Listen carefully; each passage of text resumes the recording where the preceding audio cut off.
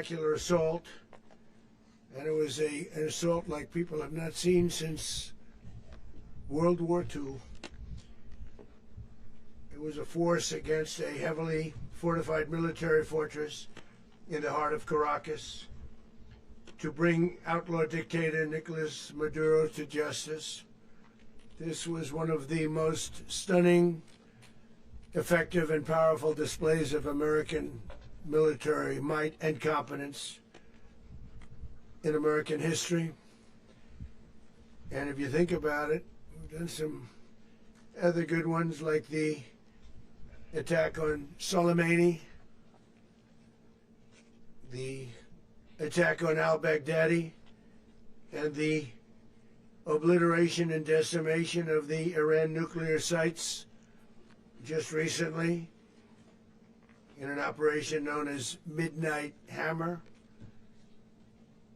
All perfectly executed and done. No nation in the world could achieve what America achieved yesterday, or frankly in just a short period of time. All Venezuelan military capacities were rendered powerless as the men and women of our military, working with U.S. law enforcement, successfully captured Maduro in the dead of night. It was dark. The lights of Caracas were largely turned off due to a certain expertise that we have. It was dark and it was deadly. But captured along with his wife, Celia Flores, both of whom now face American justice.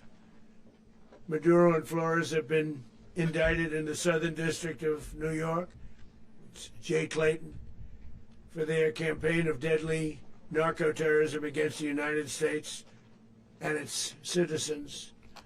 I want to thank the men and women of our military who achieved such an extraordinary success overnight with breathtaking speed, power, precision, and competence. You rarely see anything like it. You've seen some raids in this country that didn't go so well. They were an embarrassment. If you look back to Afghanistan, or if you look back to the Jimmy Carter days, they were different days. We're a respected country again, like never before. These highly trained warriors operating in collaboration with U.S. law enforcement caught them in a very ready position. They were waiting for us. They knew we had many ships out in the sea, just sort of waiting. They knew we were coming. So they were in a ready, what's called a ready position. But they were completely overwhelmed and very quickly incapacitated. If you would have seen what I saw last night, you would have been very impressed. I'm not sure that you'll ever get to see it, but it was an incredible thing to see. Not a single American service member was killed, and not a single piece of American equipment was lost. We had many helicopters, many planes, many people involved in that fight. But think of that, not one piece of military equipment was lost, not one service member was, more importantly, killed. The United States military is the strongest and most fearsome military on the planet by far, with capabilities and skills our enemies can scarcely begin to imagine. We have the best equipment anywhere in the world. There's no equipment like what we have, and you see that even if you just look at the boats. You know, we've knocked out 97% of the drugs coming in by sea. 90%. Each boat kills on average 25,000 people. We knocked out 97%. And those drugs mostly come from a place called Venezuela. We're going to run the country until such time as we can do a safe, proper, and judicious transition. So we don't want to be involved with having somebody else get in and we have the same situation that we had for the last long period of years. So we are going to run the country until such time as we can do a safe, proper, and judicious transition. And it has to be judicious because that's what we're all about. We want peace liberty and justice for the great people of Venezuela, and that includes many from Venezuela that are now living in the United States and want to go back to their country. It's their homeland.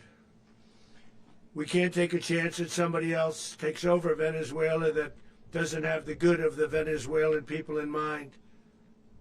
We've had decades of that. We're not going to let that happen.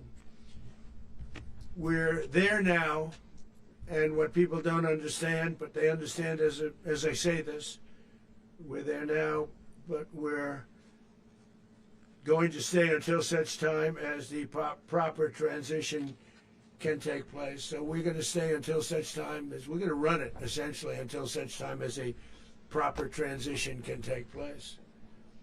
As everyone knows, the oil business in Venezuela has been a bust, a total bust, for a long period of time. They were pumping almost nothing by comparison to what they could have been pumping and what could have taken place.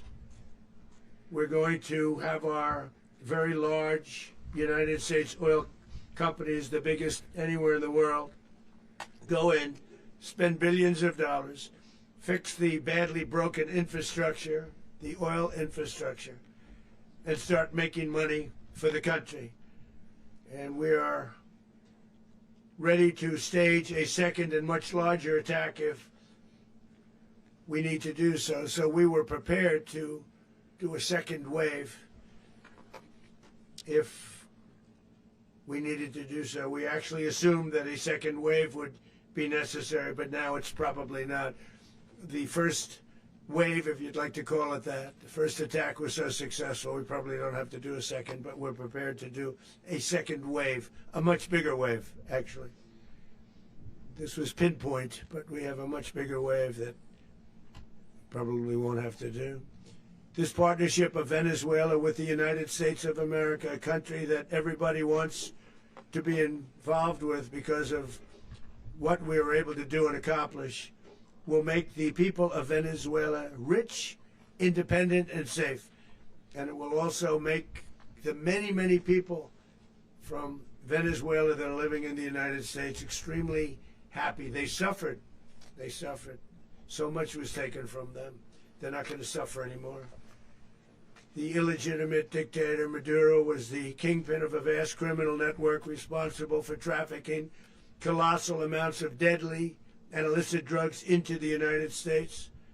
As alleged in the indictment, he personally oversaw the vicious cartel known as Cartel de las Solas, which flooded our nation with lethal poison, responsible for the deaths of countless Americans, the many, many Americans. Hundreds of thousands over the years of Americans died because of him. Maduro and his wife will soon face the full might of American justice and stand trial on American soil. Right now they're on a ship. They'll be heading to ultimately New York, and then a decision will be made, I assume, between New York and Miami or Florida. But we have people where the overwhelming evidence of their crimes will be presented in a court of law. And I've seen it. I've seen what we have. It's both horrible and breathtaking that something like this could have been allowed to take place. For many years after his term as president of Venezuela expired, Maduro remained in power and waged a ceaseless campaign of violence, terror, and subversion against the United States of America, threatening not only our people, but the stability of the entire region. And you all saw it. In addition to trafficking gigantic amounts of illegal drugs that inflicted untold suffering and human destruction all over the country, all over in particular the United States, Maduro sent savage and murderous gangs, including the bloodthirsty prison gang Tren de Aragua, to terrorize American communities nationwide. And he did indeed. They were in Colorado. They took over apartment complexes. They cut the fingers off people if they called police. They were brutal, but they're not so brutal now. And I just have to congratulate our military, Pete and everybody, and our National Guard, because the job that they've done, whether it's in Washington, D.C., where we have a totally safe city, where it was one of the most unsafe cities anywhere in the world, frankly, and now we have no crime in Washington, D.C. We haven't had a killing. We had the terrorist attack a few weeks ago. A little bit of a different kind of a threat, but we haven't had a killing in a long period of time, 6-7 months. We used to have two, on average 2 a week in Washington, our capital. We don't have that anymore. The restaurants are opening. Everyone's happy. They're going, they're walking their daughters, they're walking their children, their wives. They walk to restaurants. Restaurants are opening all over Washington, D.C. So I want to thank the National Guard. I want to thank our military. And I want to thank law enforcement. Been amazing. And they should do it with more cities. We're doing it, as you know, and we're doing it in Memphis, Tennessee right now, and crime is down. We've just sort of started a few weeks ago, but crime is down now 77%. And the governor of Louisiana called, great person, and he wanted us to help him, as you know, in a certain very nice part of Louisiana. And we have done that. It was a rough section, and we have crime down. I understand it's down to almost nothing already after 2.5 weeks. New Orleans, it's down to almost nothing, and we've only been there for 2.5 weeks. Can't imagine why governors wouldn't want us to help. We also helped, as you know, in Chicago, and crime went down a little bit there. We did a very small help because we had no working ability with the governor. The governor was a disaster, and the mayor was a disaster, but it knocked down crime. But we're pulling out of there. When they need us, we'll know. You'll know. You'll be writing about it. And likewise, Los Angeles, where we saved Los Angeles early on, where the head of the police department made a statement that if the federal government didn't come in, we would have lost Los Angeles. That's long after the fires. That's when they had the riots in Los Angeles. We did a great job. Got no credit for it whatsoever, but that's okay. It doesn't matter. We don't need the credit. But we'll be pulling out when they need us. They'll call, or we'll go back if we have to. We'll go back. But we did a great job in various cities. But the place that we're very proud of is Washington, D.C., because it's our nation's capital. We took it from being a crime-ridden mess to being one of the safest cities in the country. But the gangs that they sent raped, tortured, and murdered American women and children. They were in all of the cities I mentioned, Tren de Aragua. And they were sent by Maduro to terrorize our people, and now Maduro will never again be able to threaten an American citizen or anybody from Venezuela. There will no longer be threats. For years I've highlighted the stories of those innocent Americans whose lives were so heartlessly robbed by this Venezuelan terrorist organization. Really one of the worst. One of the worst, they say the worst. Americans like 12-year-old Jocelyn Nungari from Houston. Beautiful Jocelyn Nungari, what happened to her? They, as you know, they kidnapped, assaulted, and murdered by Tren de Aragua animals. They murdered Jocelyn and left her dead under the bridge. There was a bridge that will never be the same to so many people after seeing what happened.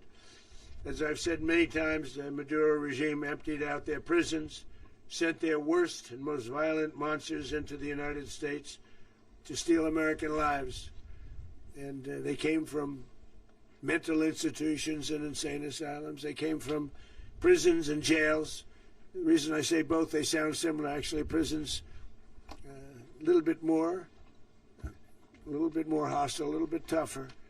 A mental institution isn't as tough as an insane asylum, but we got them both. They sent from their mental institutions. They sent from their jails, prisons. They were drug dealers. They were drug kingpins. They sent everybody bad into the United States, but no longer. And we have now a border where nobody gets through.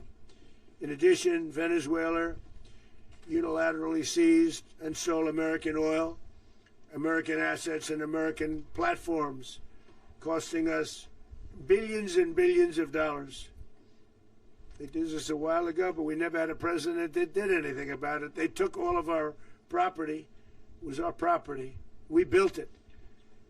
And we never had a president that decided to do anything about it. Instead, they fought wars that were 10,000 miles away.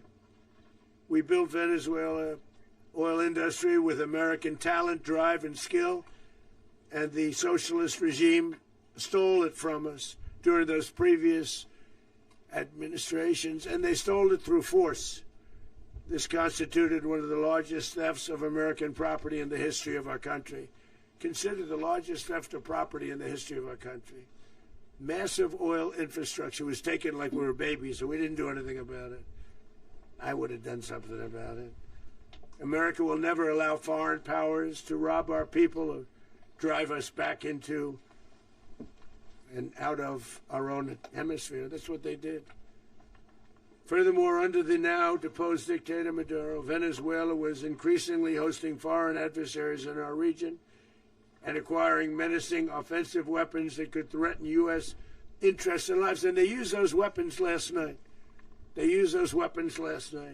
Potentially in league with the cartels operating along our border.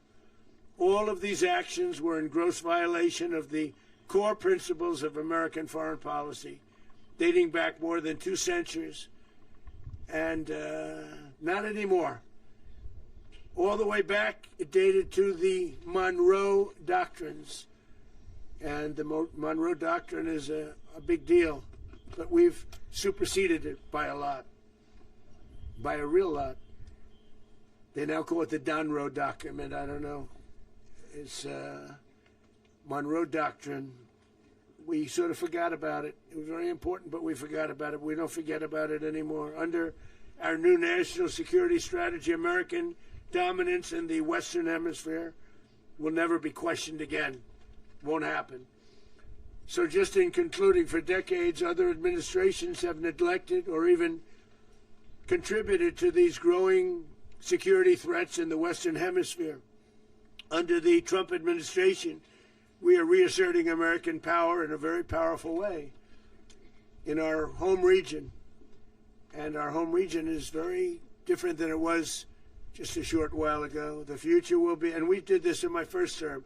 We had great dominance in my first term, and we have far greater dominance right now. Everyone's coming back to us. The future will be determined by the ability to protect commerce and territory and resources that are core to national security. These are core to our national security.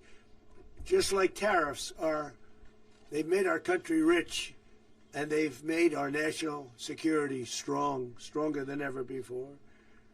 But these are the iron laws that have always determined global power, and we're going to keep it that way. We will secure our borders, we will stop the terrorists, we will crash the cartels, and we will defend our citizens against all threats, foreign and domestic.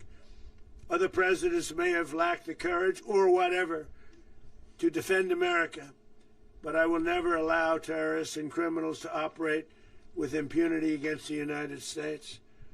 This extremely successful operation should serve as warning to anyone who would threaten American sovereignty or endanger American lives. Very importantly, the embargo on all Venezuelan oil remains in full effect. The American Armada remains poised in position, and the United States retains all military options until United States demands have been fully met and fully satisfied.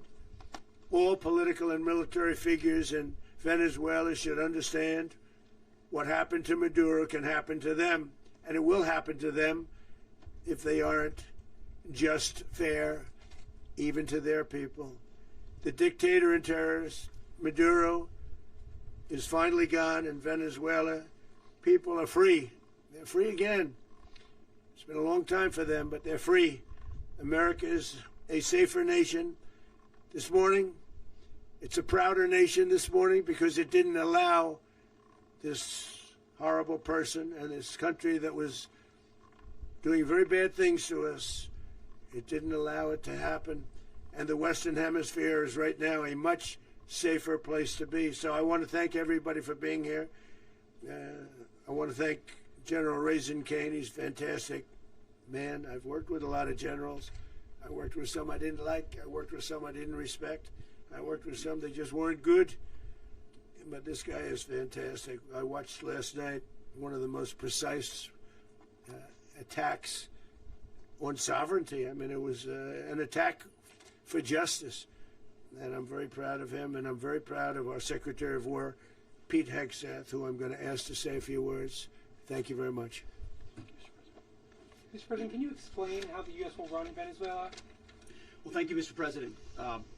Finally, a commander-in-chief the world respects and the American people deserve. And as the President said, words can barely capture the bravery and the power and the precision of this historic operation. A massive joint military and law enforcement raid flawlessly executed by the greatest Americans our country has to offer. American warriors are second to none, the best in the world and the best of our country. What all of us witnessed last night was sheer guts and grit, gallantry, and glory of the American warrior. I'm simply humbled by such men, and I tip my hat to our chairman, Dan Raisin Kane, and all those Americans who stood watch last night. Our warriors are the elite of America, and again, President Trump has your back. No other country on planet Earth, and it's not even close, could pull this kind of operation off. And no other president has ever shown this kind of leadership, courage, and resolve. The most powerful combination the world has ever seen. As the President said, our adversaries remain on notice. America can project our will anywhere, anytime. The coordination, the stealth, the lethality, the precision, the very long arm of American justice, all on full display in the middle of the night. Nicolas Maduro had his chance, just like Iran had their chance, until they didn't and until he didn't. He effed around and he found out. President Trump is deadly serious about stopping the flow of gangs and violence to our country. Deadly serious about stopping the flow of drugs and poison to our people. Deadly serious about getting back the oil that was stolen from us. And deadly serious about reestablishing American deterrence and dominance in the Western Hemisphere. This is about the safety, security, freedom, and prosperity of the American people. This is America first. This is peace through strength. And the United States War Department is proud to help deliver it. Welcome to 2026, and under President Trump, America is back. I'd like to welcome now our chairman, Chairman Raisin Kane, to give a few more details about the operation. Mr. Chairman. Thank you, Mr. Secretary. Thank you, Mr. President, and good morning. Last night, on the order of the President of the United States and in support of a request from the Department of Justice, as the President said, the United States military conducted an apprehension mission in Caracas, Venezuela, to bring to justice two indicted persons, Nicolas and Cecilia Maduro. This operation, known as Operation Absolute Resolve, was discreet, precise, and conducted during the darkest hours of January 2nd and was the culmination of months of planning and rehearsal, an operation that, frankly, only the United States military could undertake. What I'd like to do this morning is talk to you through some of the preparation and the details without compromising any of our tactics, techniques, and procedures. There is always a chance that we'll be tasked to do this type of mission again. Our interagency work began months ago and built on decades of experience of integrating complex air, ground, space, and maritime operations. While the past 2 decades have honed the skills of our special operations forces, this particular mission required every component of our joint force, with soldiers, sailors, airmen, Marines, and Guardians working in unison with our intelligence agency partners and law enforcement teammates in an unprecedented operation. We leveraged our unmatched intelligence capabilities and our years of experience in hunting terrorists. And we could not have done this mission without the incredible work by various intelligence agencies, including the CIA, NSA, and NGA. We watched, we waited, we prepared, we remained patient and professional. This mission was meticulously planned, drawing lessons from decades of missions over the last many years, many missions over these last many years. This was an audacious operation that only the United States could do. It required the utmost of precision and integration within our joint force. And the word integration does not explain the sheer complexity of such a mission. An extraction so precise it involved more than 150 aircraft launching across the Western Hemisphere in close coordination, all coming together in time and place to layer effects for a single purpose: to get an interdiction force into downtown Caracas while maintaining the element of tactical surprise. Failure of one component of this well-oiled machine would have endangered the entire mission, and failure is never an option for America's joint force. Those in the air over Caracas last night were willing to give their lives for those on the ground and in the helicopters. Let me talk a little bit about the preparation. After months of work by our intelligence teammates to find Maduro and understand how he moved, where he lived, where he traveled, what he ate, what he wore, what were his pets, in early December, our force was set pending a series of aligned events. Key was choosing the right day to minimize the potential for civilian harm and maximize the element of surprise, and minimize the harm to the indicted personnel, so as the President said, they could be brought to justice. And as the President said earlier today, weather in Venezuela is always a factor this time of the year. And over the weeks through Christmas and New Year's, the men and women of the United States military sat ready, patiently waiting for the right triggers to be met and the President to order us into action. Last night, the weather broke just enough, clearing a path that only the most skilled aviators in the world could maneuver through. Ocean, mountain, low cloud ceilings, but when tasked with a mission, this organization does not quit.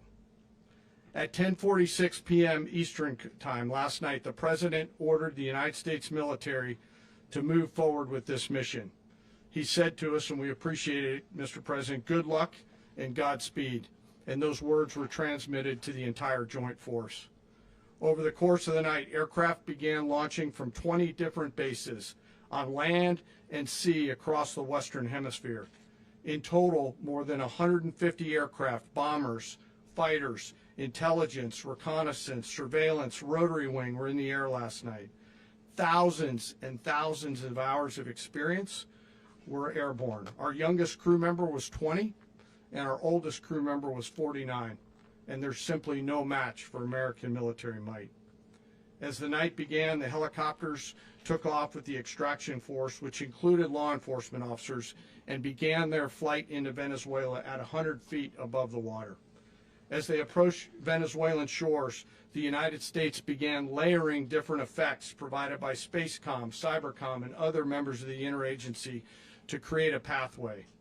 Overhead, those forces were protected by aircraft from the United States Marines, the United States Navy, the United States Air Force, and the Air National Guard.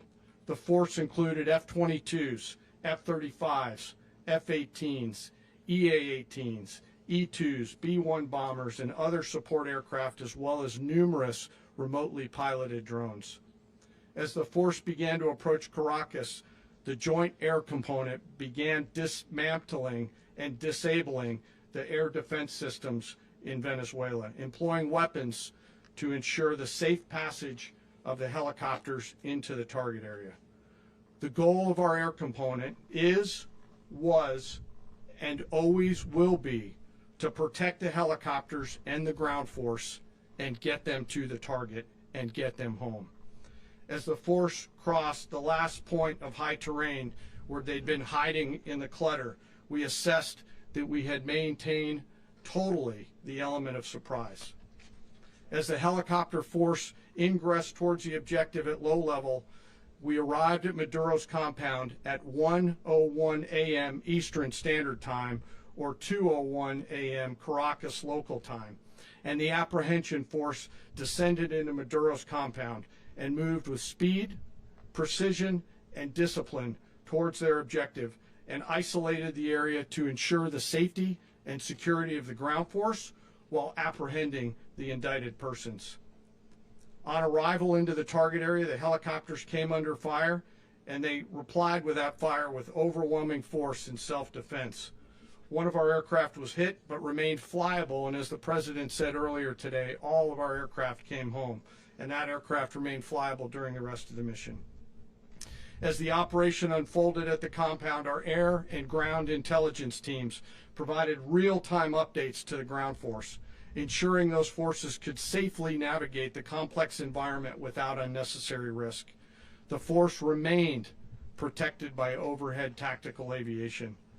Maduro and his wife, both indicted, gave up and were taken into custody by the Department of Justice, assisted by our incredible U.S. military with professionalism and precision, with no loss of U.S. life. After securing the indicted persons, the force began to prep for departure. Helicopters were called in to exfiltrate the extraction force, while fighter aircraft and remotely piloted aircraft provided overhead coverage and suppressive fire. There were multiple self-defense engagements as the force began to withdraw out of Venezuela. The force successfully exfiltrated and returned to their afloat launch bases, and the force was over the water at 3:29 a.m. Eastern Standard Time with indicted persons on board. And both Maduro and his wife were embarked aboard the USS Iwo Jima.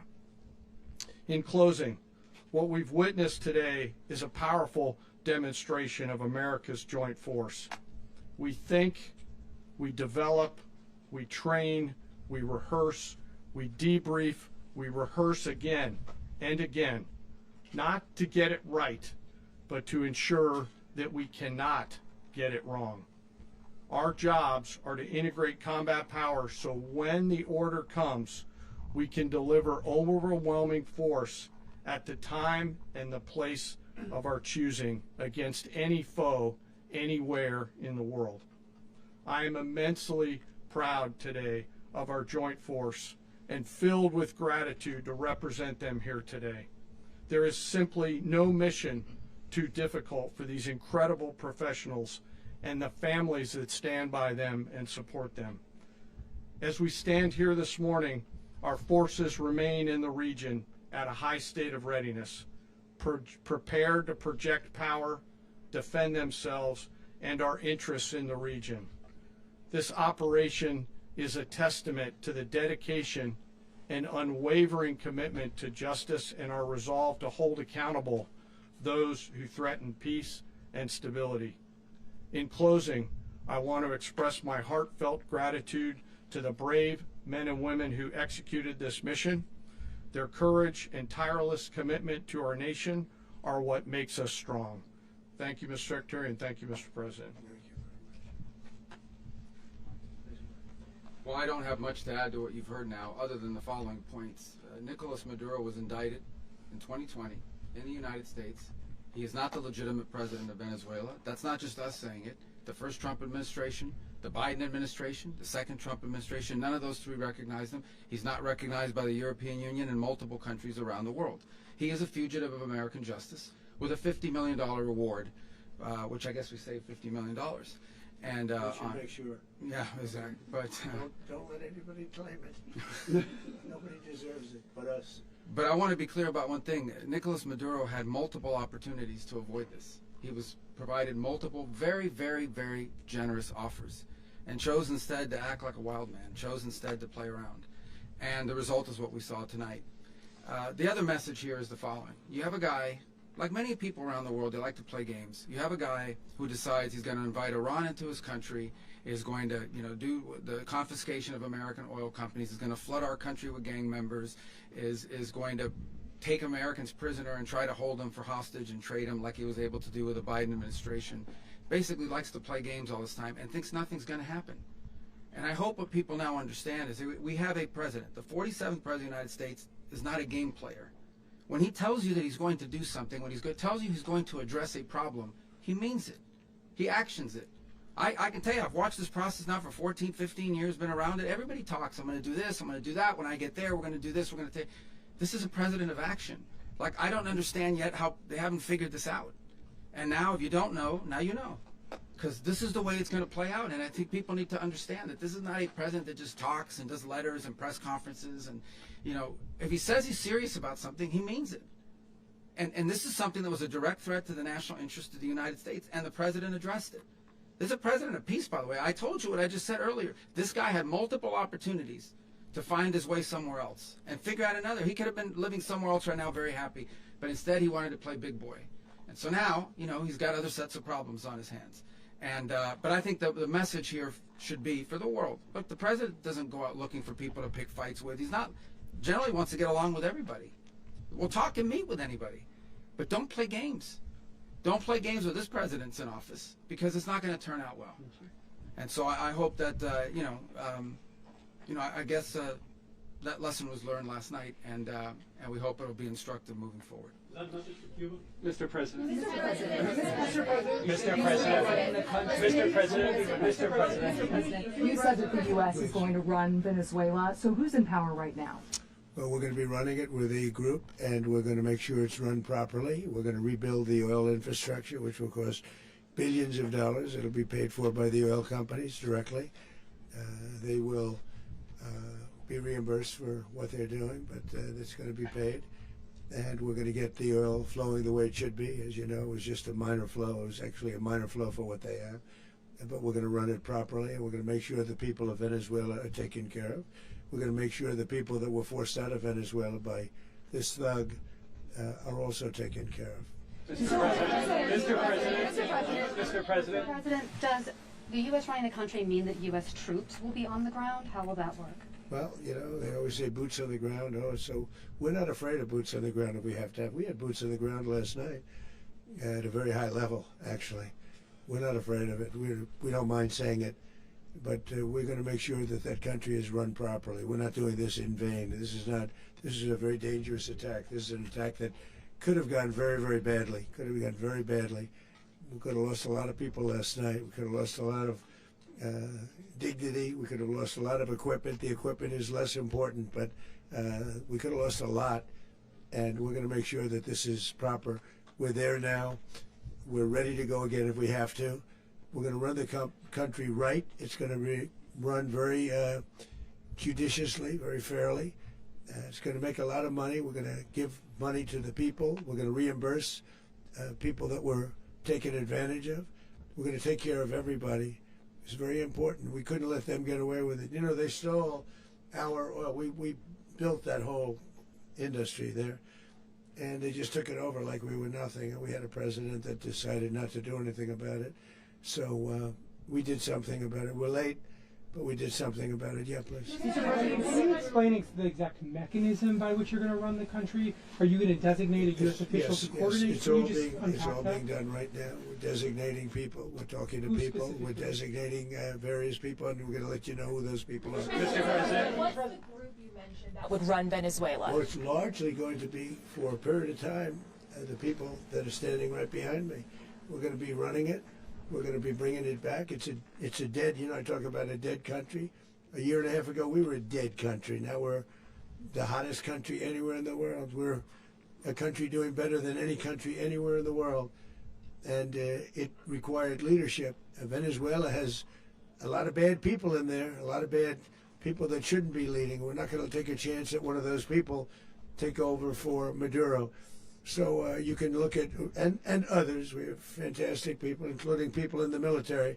So we're going to have a group of people running it until such time as it can be put back on track, make a lot of money for the people, and give people a great way of life, and also reimbursement for people in our country that were forced out of Venezuela. Rubio would be. You said earlier today that you weren't going to back Machado to come back and be the opposition leader in your Fox and Friends interview. And then you also mentioned the vice president of Venezuela. Are you going to work with the vice president of Venezuela, or how do you foresee the relationship Well, I going? understand she was just sworn in, but she was, as you know, picked by Maduro. So Marco's working on that directly. Just had a conversation with her, and she's essentially willing to do what we think is necessary to make Venezuela great again. Very simple. Mr. President, Colombian President Gustavo Petro, a couple weeks ago, he said he's got to watch his ass. And today he said he's not concerned about anything happening to him in the aftermath of this operation. So just what your message is Well, about he that. has cocaine mills. He has factories where he makes cocaine. And yeah, I think I stick by my first statement. He's making cocaine. They're sending it into the United States. So he does have to watch his ass. Mr. President, Mr. President, did you notify any members of Congress in advance? Marco, do you want to talk about that? Because you were involved. Sure. We call members of Congress immediately after. This was not the kind of mission that you can do congressional notification on. It was a trigger-based mission in which conditions had to be met night after night. We watched and monitored that for a number of days. So it's just simply not the kind of mission you can call people and say, hey, we may do this at some point in the next 15 days.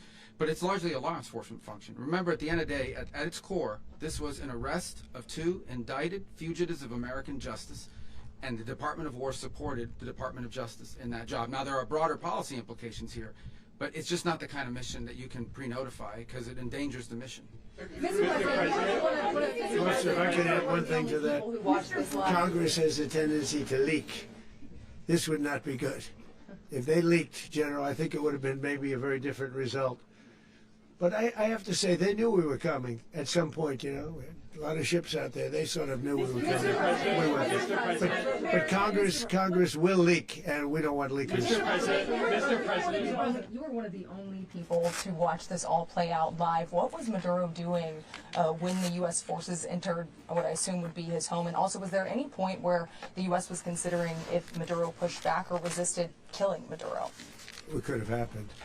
It could have happened. He was trying to get into a safe place. You know what a safe place is, all steel. And he wasn't able to make it to the door because our guys were so fast. They went through the opposition so fast. And there was a lot of opposition. You know, people were wondering, do we get them by surprise? Sort of surprised, but they were waiting for something. It was a lot of opposition. There was a lot of gunfire. You saw some of it today. But he was trying to get to a safe place, which wasn't safe because we would have had the door blown up in about 47 seconds, they say on average, regardless of how thick the steel was. It was a very thick door. It was a very heavy door, but he was unable to get to that door. He made it to the door. He was unable to close it. So where's Maduro? Go ahead, finish. Where is Maduro going to be in the time being right now? Do you know his exact Well, whereabouts? eventually, ultimately, in the near future, he's going to be brought to New York. And where is he going to be held? Where is he going to be held in New York? Do you know? That's going to be up to the officials that do these things. Mr. President, the U.S. has something of a mixed track record of ousting dictators without necessarily a plan for what comes afterwards. Not with Did me, that weigh on your decision Well, that's making? when we had different presidents, but with me, that's not true. With me, we've had a perfect track record of winning. We win a lot, and we win. If you look at Soleimani, you look at al-Baghdadi, you look at the Midnight Hammer. Midnight Hammer was incredible. Right now, you wouldn't have peace in the Middle East. We have essentially peace in the Middle East because of that. If we weren't successful with Midnight Hammer, you wouldn't have peace in the Middle East. So, with me, you've had a lot of victory. You've had only victories. You've had no losses. Yeah. Mr. President, can you? How long do you expect the U.S. to run Venezuela, and how soon do you want the Venezuelan people to hold elections? So I'd like to do it quickly, but it takes a period of time. You know, we're rebuilding. We have to rebuild their whole infrastructure. The infrastructure is rotted. It's actually very dangerous. It's blow-up territory. Oil is very dangerous. It's a very dangerous thing to take out of the ground. It can kill a lot of people. It has killed a lot of people doing just that. The infrastructure is old. It's rotted. Much of it is stuff that we put there 25 years ago, and we're going to be replacing it. And we're going to take a lot of money out so that we can take care of the country. Are you saying that Secretary Rubio and Mr. President, China, Russia, and Iran have interests in Venezuela. How does this operation affect your relationships with them when Well, it comes in to terms the of oil and China drugs? and Russia, well, Russia when we get things straightened out. But in terms of other countries that want oil, we're in the oil business. We're going to sell it to them. We're not going to say we're not going to get it. In other words, we'll be selling oil probably in much larger doses because they couldn't produce very much because their infrastructure was so bad. So we'll be selling large amounts of oil to other countries, many of whom are using it now, but I would say many more will come. Are you saying that, Mr. President, are you saying that, oh, Mr. President, thank you. What is your message to the people of Venezuela today? Of course, the civilian population specifically, they have a lot of questions. What is your message to the people of That Venezuela? you're going to have peace, justice. You're going to have some of the riches that you should have had for a long period of time was stolen from you. But you're going to have peace and you're going to have safety. You're going to have justice. You're going to have a country. You're going to have a real country. You're going to have potentially a great country. You know, if you go back 20 years, maybe even a little longer ago, that was a great country. And they destroyed it. Remember I said that if we lose this election, the United States will be Venezuela on steroids. That's what would have happened. Had we lost the election, the 2024 election, we suffered so badly when you look at the border from 2020. What they did, what Joe Biden administration did to our country should never be forgotten. But if we had to go through another year of that, we would be exactly where Venezuela was in terms I used to say, if they win, we're going to be Venezuela on steroids, and that's what would have happened. President, thank you. Are you saying that Secretary Hegseth and Rubio are going to be running Venezuela, and will you be sending in U.S. military They're going troops to be to a provide? team that's working with the people of Venezuela to make sure that we have Venezuela right. Because for us to just leave, who's going to take over? I mean, there is nobody to take over.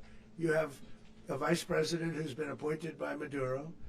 And right now she's the vice president, and she's, I guess, the president. She was sworn as president just a little while ago.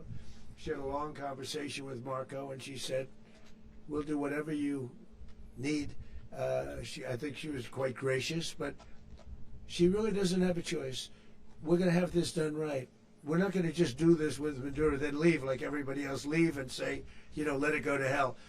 If we just left, it has zero chance of ever coming back. We'll run it properly. We'll run it professionally. We'll have the greatest oil companies in the world go in and invest billions and billions of dollars and take out money, use that money in Venezuela. And the biggest beneficiary are going to be the people of Venezuela. And also, I can't stress this strongly enough, the people that got thrown out of Venezuela that are now in the United States, and frankly, some want to stay, and some probably want to go back. Yeah. So, Mr. President, what is being done to protect Americans in the country, and were any of the detained Americans Well, right now they're rescued, very arrested? protected because nobody's going to mess with us. They're very protected. The people of, and we let them know that you better not touch one of them. Are you concerned that bad elements of the Maduro regime will remain in place? Well, we know who they are. We're on them, and they're acting much differently now than they would have acted 2 days ago. And what can you Okay, say wait, about behind you, please. Mr. President, why is running a country in South America America first? Well, I think it is because we want to surround ourselves with good neighbors. We want to surround ourselves with stability. We want to surround ourselves with energy. We have tremendous energy in that country. It's very important that we protect it. We need that for ourselves. We need that for the world. And we want to make sure we can protect it. Yes, sir. Please, go ahead. Yeah, is there a message here for Cuba and Diaz-Canel? Well, Cuba's an interesting case. Cuba is, you know, not doing very well right now. That system has not been a very good one for Cuba. The people there have suffered for many, many years. And I think Cuba is going to be something we'll end up talking about because Cuba is a failing nation right now, very badly failing nation.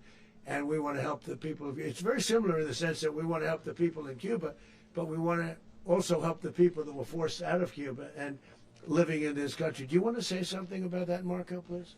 Well, I mean, I just gave you a statement a few minutes ago about, you know, when the president speaks, you should take him seriously. So suffice it to say, you know, Cuba is a disaster. It's run by incompetent, senile men, and in some cases, not senile, but incompetent nonetheless. It has no economy. It's in total collapse. And by the way, you know, they were, you know, all the guards that helped protect Maduro, this is well known, their whole spy agency, all that were full of Cubans. I mean, they basically, it's amazing. This poor island took over Venezuela in some cases. One of the biggest problems the Venezuelans have is they have to declare independence from Cuba. They tried to basically colonize it from a security standpoint. So, yeah, look, if I lived in Havana and I was in the government, I'd be concerned, at least a little bit. Cutting off the oil flow to Cuba from Venezuela? Well, the president already announced a week ago that anything that's sanctioned, it's sanctioned oil, it's not going to be allowed to get there. So that's an The answer is yes. Mr. President, is the U.S. aware of the location of opposition leader Machado, and have you been in contact with her? No, we haven't. Mr. President, on Monday. I think it would be very tough for her to be the leader. She doesn't have the support within or the respect within the country. She's a very nice woman, but she doesn't have the respect. Mr. President, is it possible that the U.S. ends up administrating Venezuela for years? Well, it won't cost us anything because the money coming out of the ground is very substantial, so it's not going to cost us anything. So the U.S. isn't going to dedicate we will. money to... Well, we want safety there. We want to be surrounded by countries that aren't housing all of our enemies all over the world. That's what was happening, and you don't want to have that. But we're going to be rebuilding, and we're not spending money. The oil companies are going to go in. They're going to spend money. We're going to take back the oil that, frankly, we should have taken back a long time ago. A lot of money is coming out of the ground. We're going to get reimbursed for all of that. We're going to get reimbursed for everything that we spend. So it's going to be a very important. This is a very big evening that took place last night. We have to be surrounded by safe, secure countries, and we also have to have energy. Very important. We have to have energy that's real energy, not where they're getting 4% and 5% of the energy out of the ground. You take a look. It was such a disaster. So what's going to happen with Venezuela, I think, over the next period of a year is going to be a great thing, and the people of Venezuela will be the biggest beneficiaries. Mr. President, U.S. military. Mr. President, thank you. What did you last speak to Maduro about when you spoke? And is the Well, US I don't want to get at war into with the Venezuela? conversations, but I did have conversations with him, and I said, you got to surrender.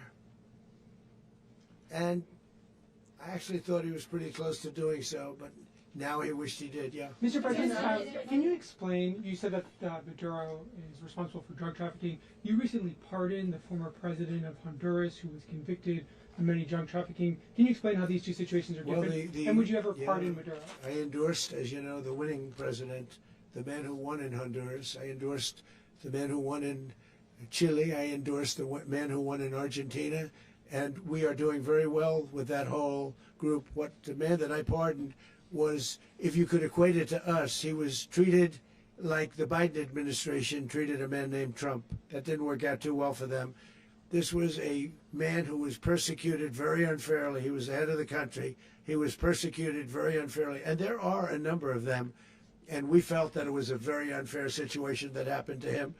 He's also a party member of the man who won. So obviously the people liked what I did. And one of the reasons that was done is because of the fact that the party in power felt very strongly that that man was treated very badly. I studied it very quickly, and then I studied it in great detail. I went to a lot of the people standing behind me, and they felt that that man was persecuted and treated very badly. That's why I gave him a pardon. Mr. President, you referenced boots on the ground earlier. Can you just sort of button this up? Do you envision the U.S. military having a presence in Venezuela as the U.S. runs that country? Well, no, we're going to have a presence in Venezuela as it pertains to oil, because we have to have, we're sending our expertise in. So you may need something, not very much. But no, we're going to be taking out a tremendous amount of wealth out of the ground, and that wealth is going to the people of Venezuela and people from outside of Venezuela that used to be in Venezuela. And it goes also to the United States of America in the form of reimbursement for the damages caused us by that country.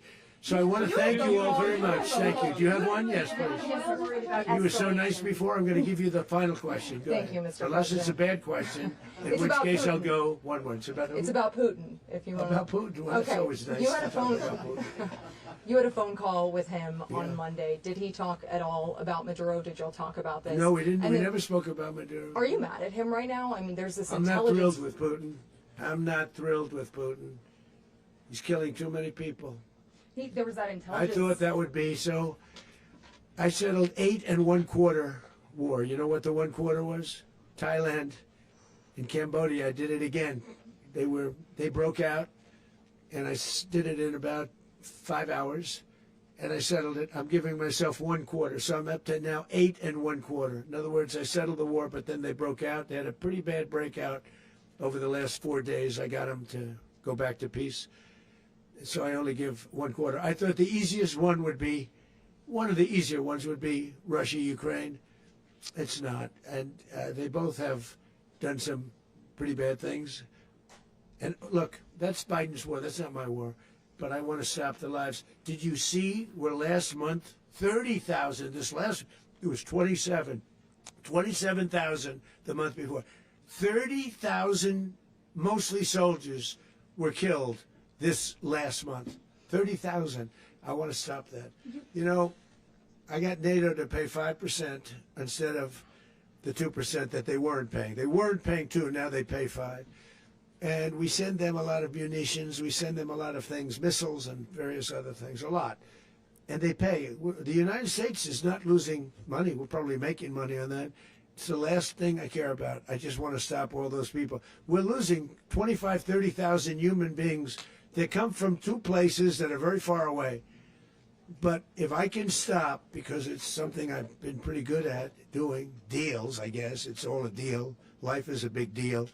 But if I can stop that war and stop 30,000 young people, in addition to the fact that people are being killed in Kiev, people are being killed in other cities throughout, you know, a much smaller number, but they're being killed, viciously killed.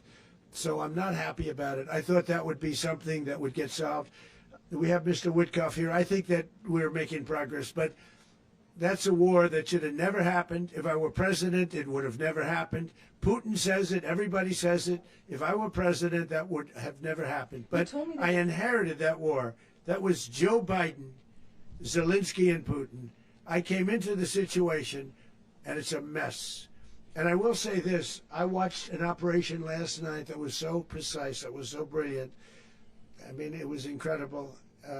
If we had our people, like this general and our people involved, that war would not have gone on very long, that I can tell you. That war, to use an old term, that war has become a bloodbath, and we want it to get stopped. Thank you very much. A